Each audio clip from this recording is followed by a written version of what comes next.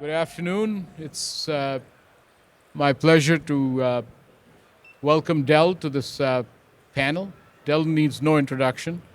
Uh, Longtime CTO of Sinclair, became president of technology, and now has, for all the hard work he's done, his reward is to get something new launched, and he's in charge of now their DDaaS uh, program. So very exciting to have you here, Dell.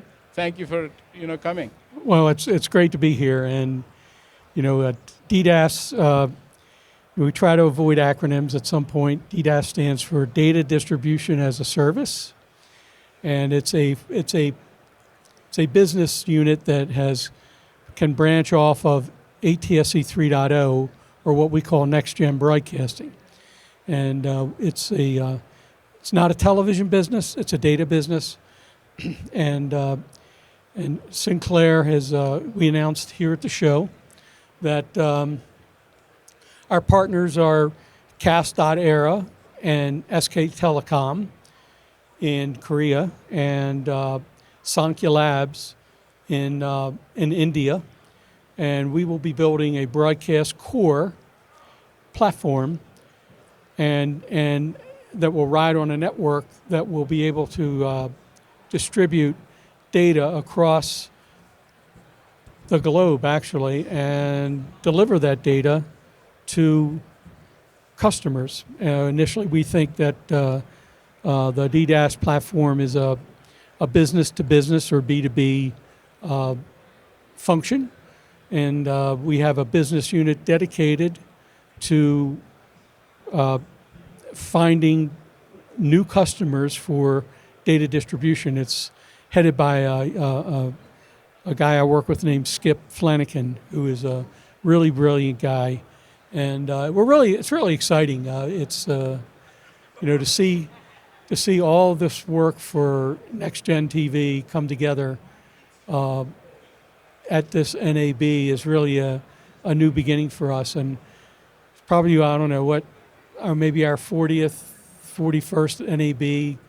I don't know what Dwight Weems and I first came out here many years ago and went to our first NAB in Las Vegas.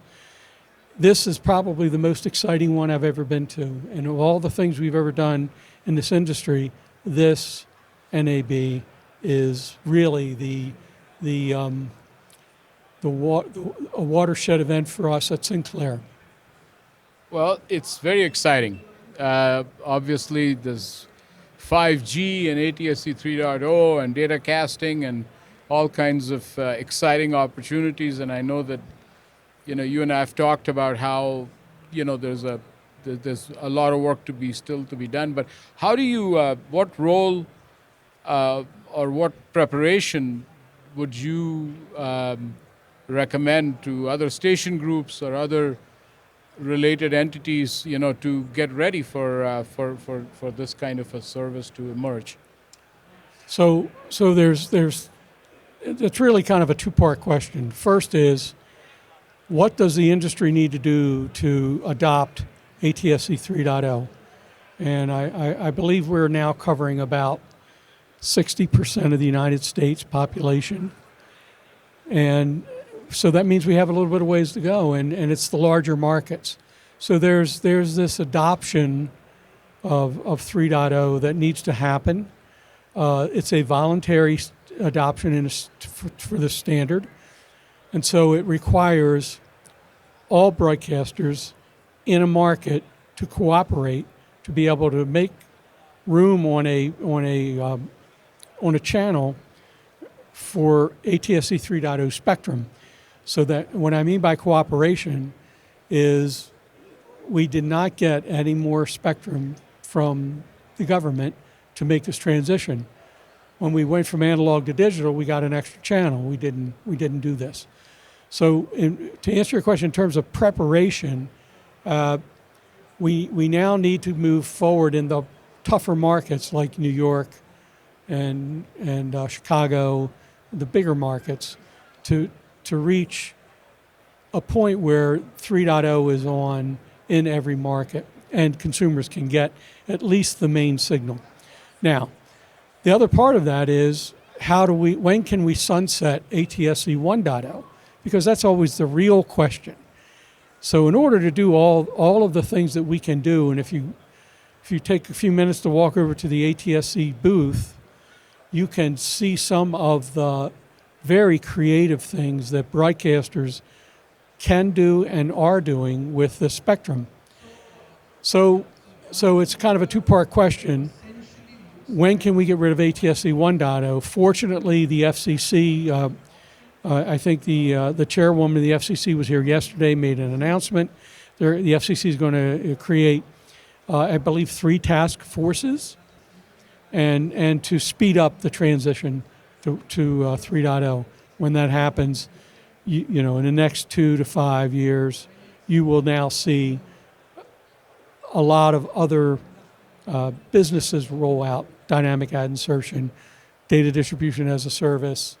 And so it's the broadcast app, you know, for those who don't know, ATSC 3.0 is an IP-based system, and it's very much like the internet. So in a connected TV, we can do anything that the internet can do on a connected TV by using the broadcast app. And you can see a couple of versions of broadcast app over in the ATSC booth.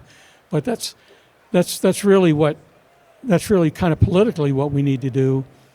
Technically, what we need to do is we need to understand the value of IP technology and distribution.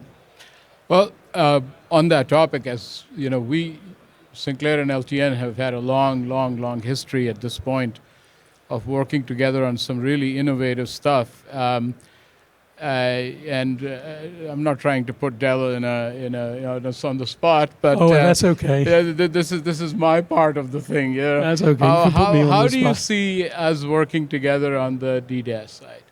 So look, you know, Malik mentioned that we've been working together for probably 8 years, maybe 7, 8 years. At least 8, yeah. So very early on, we at Sinclair recognized the value of IP technology and terrestrial distribution. So we started a business a long time ago, American Sports Network, that was in the sports business, particularly in the college sports business, and it was a really, probably at the time, probably a very energetic endeavor. But however, it could not support financially satellite distribution. So for me, the answer was IP distribution, and that's when I started looking for companies that would do IP distribution. And lo and behold, 30 miles down the road in Columbia, Maryland is LTN, and that's when we started. And so essentially LTN has, at least at that time, we had LTN in every one of our television stations. We do today. Now that's expanded to many other TV groups. And so when you look at IP distribution, it really makes sense that you can, for me anyway, and for Sinclair, that we can use the highway we've already built. And I can tell you, not with all sincerity, that in those 8 years, I can't remember picking up the phone and calling Malik and saying we had an outage. And that's 8 years.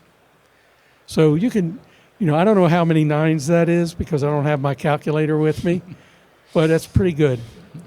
And when you're depending on an IP, a terrestrial IP network to do distribution, and then we moved on from ASN to our diginets or our emerging networks, whatever they're calling them today. We have been using that LTN for distribution of our diginets from the very beginning. And so we are very comfortable with terrestrial IP distribution. And so that's our story, and And I think, without this being a commercial, I still don't know anyone else who can deliver the same level of service that we get from LTN. Well, thank you very much for that, Del. We're very proud of our partnership. I want to change subjects a tiny bit and ask you about Tiny bit? something. No, it is. You're I know you, Malik. Okay. But that's good. Listen, this whole, DDaaS venture is an exciting, innovative, project that I think is going to, It is. look, there's a lot to be done. We Yes. don't know exactly how it's going to end up, but I think it's one of the most exciting things that is happening nowadays. But I have I want to sort of let the audience kind of think about some of the innovation. You've been at Sinclair for 50 years. 52. 52, I beg your pardon. And I don't know of anybody else who has been at a company for that long. I do. He's standing right over there, Dwight Weems. All right, Dwight. I'm sorry, I left you out. But and your history is replete with being a pioneer Yes. and innovation. And I applaud you for that because honestly, you're one of the few people who has had that long a run with that much innovation. And, I think the world of you, as you know, but I want you to talk a little bit about one particular innovation that I thought was extraordinary, thinking, which was the use of SCUDdy 224 to do downstream digital or ad insertion in general. So I have to get a plug in for my company.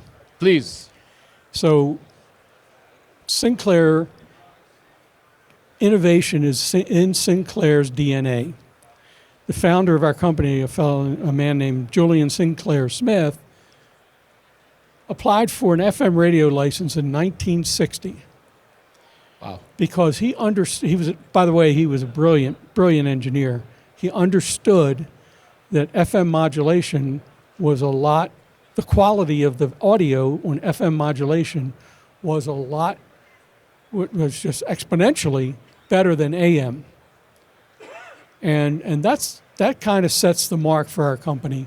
And our current executive chairman, David Smith, I don't know of anyone at Sinclair who is not innovative.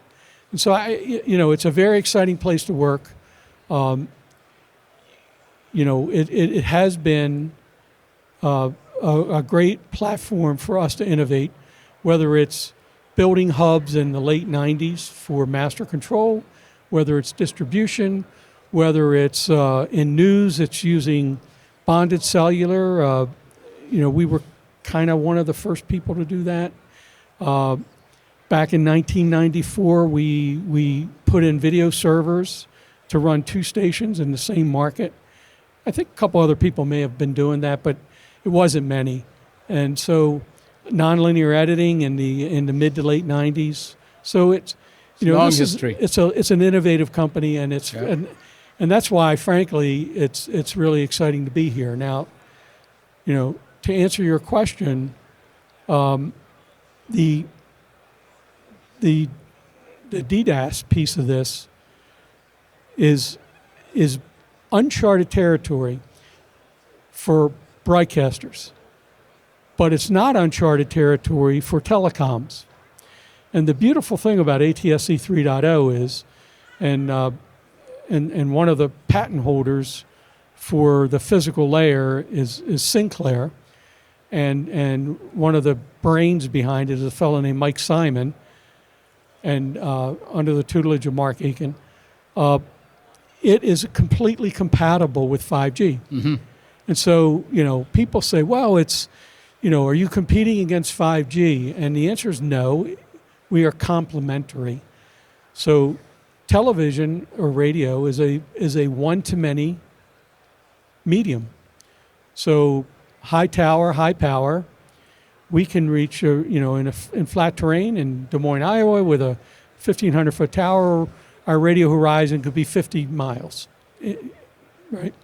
And so, and at a megawatt, that puts out a lot of power. And to carry the noise rate, I don't want to go down the technical road, but the carrier to noise, the more carrier, the better carrier to noise ratio you have, the easier it is to receive a signal. And so that is complementary to a unicast, which is LTE, 4G, LTE, 5G are unicasts. So if you've ever had a drop call on your cell phone, that's the network getting overcrowded. And so we can be complementary to 5G, and one of our very, very important partners in Korea, and we did this on purpose 3, 4, 5 years ago. We partnered with a telecom. SK Telecom in Korea is, in the US, I explain it, they're the Verizon of Korea. And building this network is very much like building a telecom network where if you're driving down an interstate, you get handed from tower to tower to tower. Well, 3.0 can do the same thing. And digital can do the same thing, which means we actually have done tests in Korea at Jeju Island with sending data to cars driving around Jeju Island in Korea. And that was one of the earlier tests that we did, and it was very successful. So we believe we can deliver data to cars. We know we can deliver data to cars. So it's very important. Well, look, the history of innovation speaks for itself, and this is very interesting. One very quick thing that I didn't realize is that the 5G infrastructure is primarily going to be urban for quite a while, as the underlying infrastructure moves to the Nokia 5G, switching, and the high power that you talked about makes ATSC 3.0 a pretty good vehicle for expanding the coverage to farms and rural areas, and that I think is a very interesting juxtaposition, which I didn't realize. So yeah, it is interesting because when you look at terrestrial networks, like cell networks, there's a finite amount of bandwidth at every cell tower. It's not infinite. And when you start to load up a cell tower, you start to squeeze the bits. And you can start out with a 4K signal. If you're watching 4K on your cell phone, you can start out with 4K bits. But if you're watching a program like a soccer game or a cricket game or football or whatever, a sporting event, the more people that load onto that node, the less bandwidth that node has. It's not infinite. The argument for a multicast is if you could fit 1 million people underneath a TV tower or a radio tower, 1 million people with a receiver could receive a pristine signal. There is no degradation because it's truly a multicast. And that's the synergy that we can connect with, that we can use with a 5G network, that when the network starts to get loaded, they can offload bits to an ATSC signal in a market. And so that's really kind of exciting. This is very good. It's uncharted territory. It is. But we have done the technical homework to make sure that actually can happen, and it can. Well, it's exciting to see this unfold. I think our time is over. I'm getting the hook sign from the person in charge. So thank you very much for being here. It's always a pleasure, Malik. Yeah, and thank you all for attending. Appreciate it.